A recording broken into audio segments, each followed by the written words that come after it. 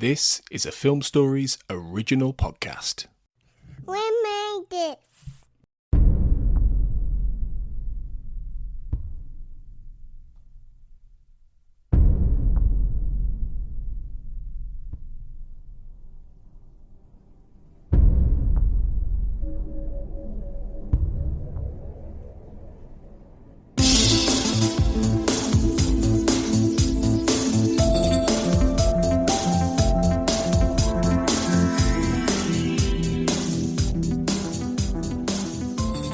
Welcome back, everyone, to the X-Cast. The truth is in here.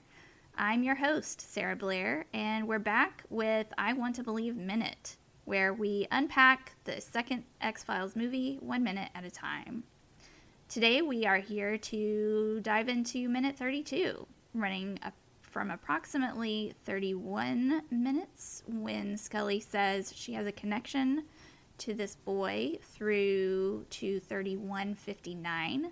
When she closes her eyes to go to sleep. Joining me to unpack this minute, we have X-Cast regulars Cortlan Waters Bartley and Cathy Glinski. Welcome, ladies. Glad to have you back. Hello. Hi, good to be here. Awesome. Alrighty, let's dive in to minute 32.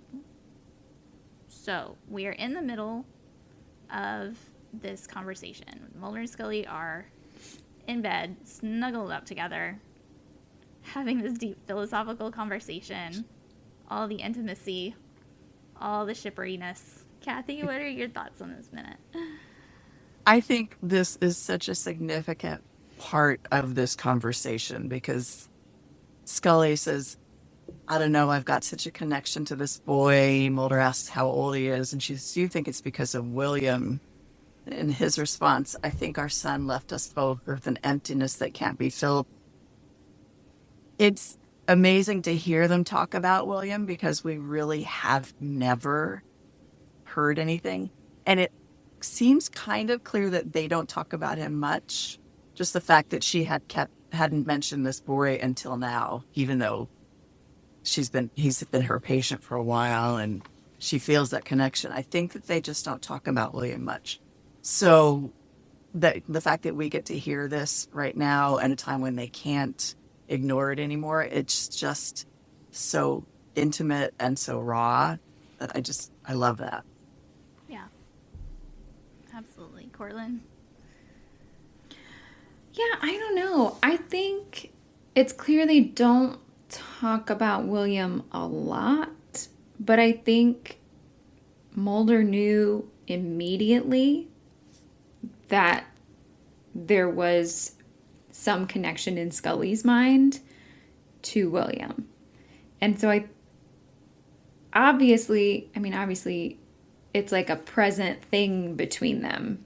You know what I think that he went right there. Yeah. You know what I mean? It was right there. He didn't have to think, I wonder what he knew. Yeah, this is weird. No, obviously it's clear that maybe they don't talk about him a lot, but I think that it's obviously a frequent feeling between them, maybe is the right word. Yeah. I don't know. I just got the feeling that they don't put voice to it very often.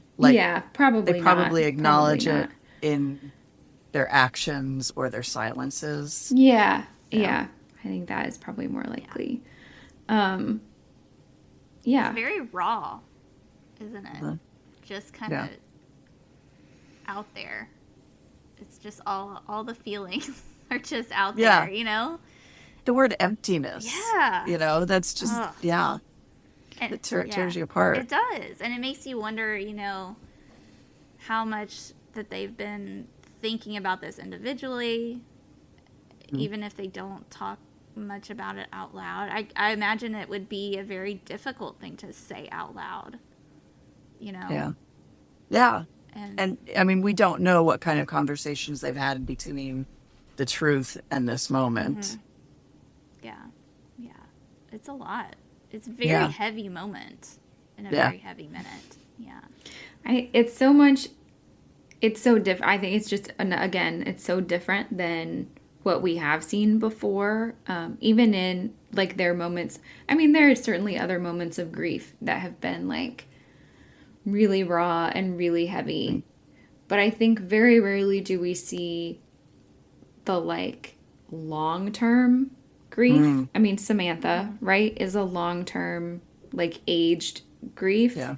But like this is so clearly like time has like waited on this like moment, Yeah. you know, like so much time has passed, and yeah, it's such an interesting place to be. It's really an open wound, it feels like, you know? Yeah.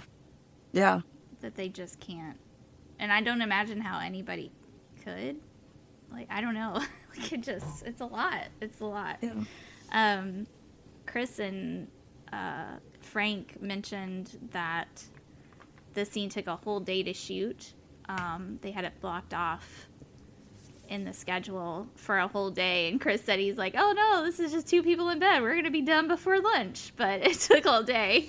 And he acknowledged the lighting and the set director, and Frank mentioned that this was his favorite scene, along with the one at the end with Mulder and Scully. Of course it is. Yeah. He's such a shipper. He totally is. He totally is.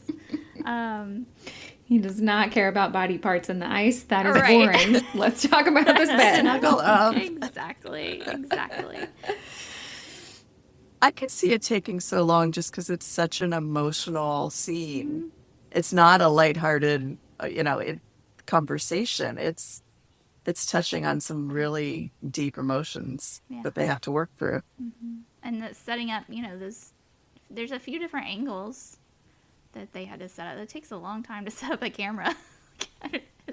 But it really does. So, yeah, and then, after this gut-wrenching, is that a fair word to use? Like, it's a pretty gut-wrenching scene.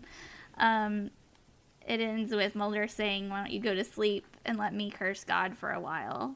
Oh. Just bless him. He's so Yeah, sweet. he'll take on her burden.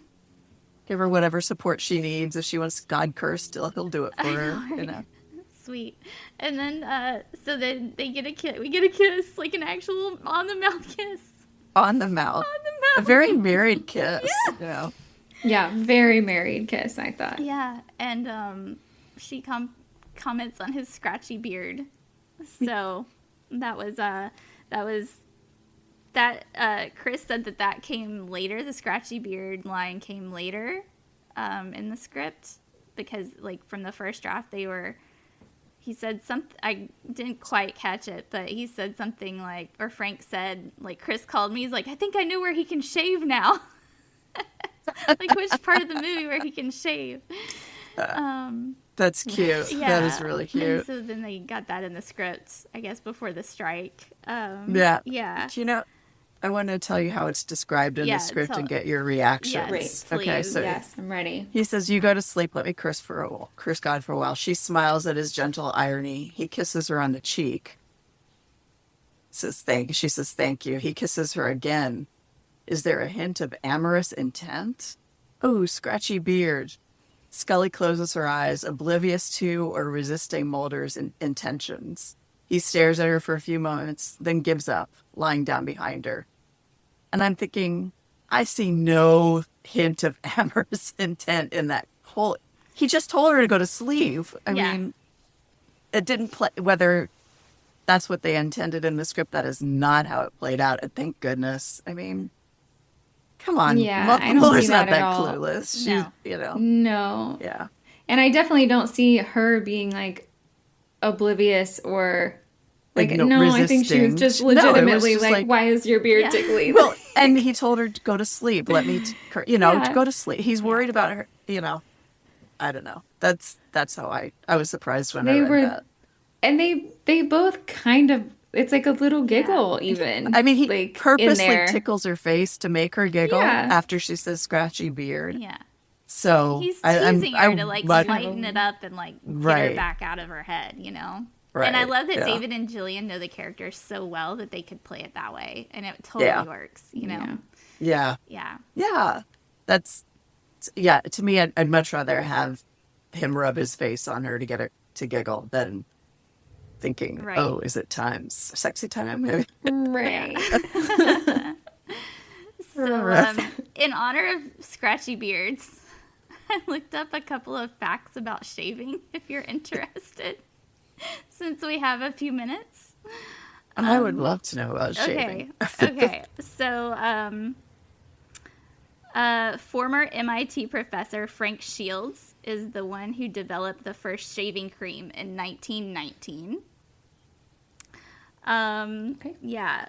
As of Not until then. Yeah, as of March 23rd, 2023, the Guinness Book World Record for longest beard belongs to Sarwan Singh, and he lives in British Columbia.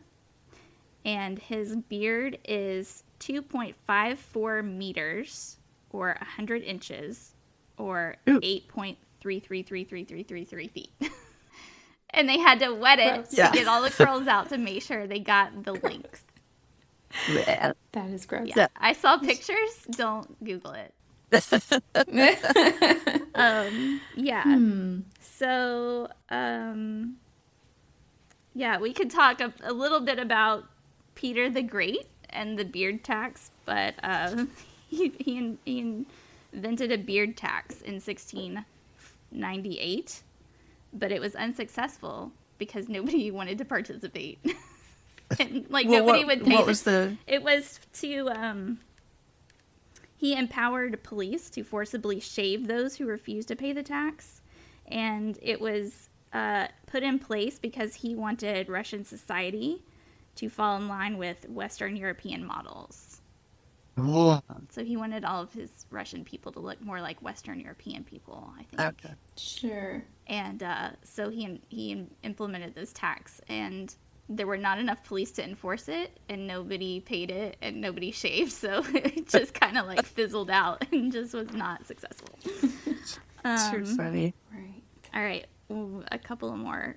So it is believed that Stone Age men started shaving around 100,000 years ago by using clamshells like tweezers and pulling out their beard hair. Oh. That sounds terrible. Yeah. Oh. Ouch, right? That's a lot of... That's a That's lot. a lot That's of a hair lot. to tweeze out. with clams. Yikes. And then last one, in 1895, a traveling salesman came up with the idea for a disposable razor with the help of William Nickerson, which is an appropriate name for shaving implements. And they developed the double-edged shaving razor.